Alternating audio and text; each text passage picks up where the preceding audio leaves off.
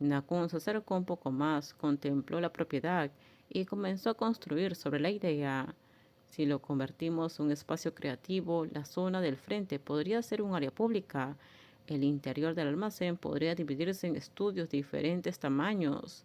Miró a Paxá y en lugar de competir con las tiendas cercanas, podríamos integrarlas como aliadas. Paxa parpadeó despacio antes de que una sonrisa involuntaria dibujara sus labios. Bueno, eres mejor desarrollando la idea de lo que soy yo. Este es mi campo. Nakun contempló esa sonrisa por un momento y algo en su corazón volvió a agitarse en silencio. Estaba aún más impresionado con Paxa que antes, no solo porque hubiera dado una buena respuesta, sino porque Paxa no veía el terreno como un simple espacio para generar ganancias. Él miraba todo lo que lo rodeaba. Paxa soltó de inmediato una risa suave. El sonido hizo que la comisura de los labios de Nakon se elevara casi sin darse cuenta. Una ligera brisa recorrió la propiedad abandonada y de algún modo incluso el viejo y silencioso almacén pareció cobrar un poco de vida, simplemente porque alguien estaba allí mirándolo con un nuevo par de ojos. Y en ese instante Nakon se sintió aún más seguro de algo. Tener a Paxa a su lado no solo volvía su vida más complicada, también hacía su mundo más amplio. No mucho después de que terminara su conversación, Nakon se disculpó para atender una llamada telefónica afuera. Alejó a corta distancia al almacén y se detuvo cerca del patio abierto, con el viento a su costado.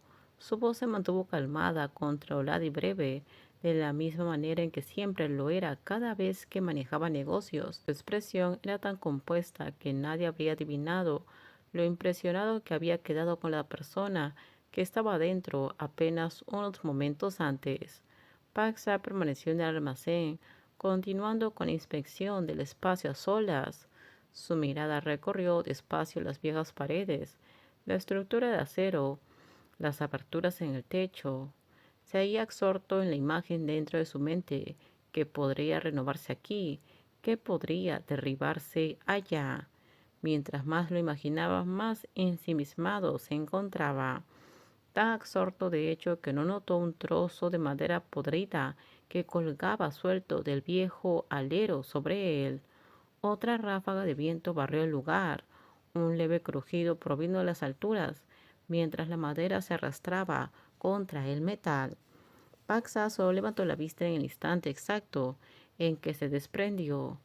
Todo sucedió demasiado rápido. No hubo tiempo para pensar. No hubo tiempo para apartarse. Solo pudo reaccionar levantando un brazo para poder protegerse. La viga de madera se desplomó con toda su fuerza. El quejido se le escapó a Paxá en un susurro, pero fue lo suficientemente fuerte como para que las personas cercanas se dieran la vuelta de inmediato. Un largo raspón y un corte abierto, provocados por el borde afilado de la madera, hicieron correr hilos rojos sobre la suave piel.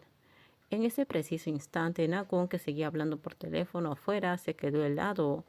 Un dolor agudo le atravesó el centro de su corazón sin previo aviso. No era tan severo como para cortarle la respiración, pero fue lo bastante repentino y claro como para hacerlo fruncir el ceño de inmediato. La mano que sostenía el teléfono quedó suspendida junto a su oído, y el cambio en su expresión ocurrió tan rápido que la persona que estaba a su lado se dio cuenta. Señor Nakun. Sila lo llamó con preocupación, pues rara vez veía al otro hombre perder el control de sí mismo de esa manera. ¿Se encuentra bien? Antes de que Nakun pudiera responder, escuchó. El señor Paxa se ha lesionado. En el momento en que escuchó ese nombre, todo dentro de Nakun pareció encajar en su sitio. El dolor en su corazón se conectó con la realidad frente a él con demasiada rapidez como para descartarlo como una coincidencia. Cortó la llamada de inmediato y se apresuró a entrar, moviéndose tan rápido que casi corría. Cuando vio a Paxa de pie junto al almacén con el brazo herido, Nakun pareció desplomarse con fuerza y profundidad. Paxa. Su voz descendió en un tono más aterrador que Paxa levantó la vista de inmediato. El propio Paxa todavía parecía medio aturdido, atrapado entre el dolor y el hecho de que aún no había asimilado del todo lo que acababa de ocurrir. Estoy bien, respondió. ¿Cómo vas a estar bien? Nakun lo interrumpió tajantemente. Alcanzó a Paxa en solo unos pasos. Sus ojos afilados recorrieron la herida antes de que una de sus manos tomara la muñeca ilesa de Paxa con un gesto suave, pero lo suficientemente firme como para evitar que se moviera descuidadamente. Paxa apretó los dientes. Solo me golpeó un poco el brazo. ¿Cómo puedes decir eso? ¿Estás herido?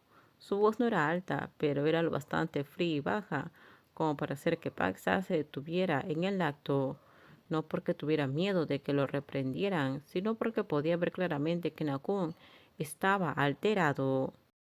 Todo terminamos. Déjenme sus comentarios ustedes qué opinan sobre este spoiler. Por favor, si gustó el video, dale me gusta, suscríbanse. Bye.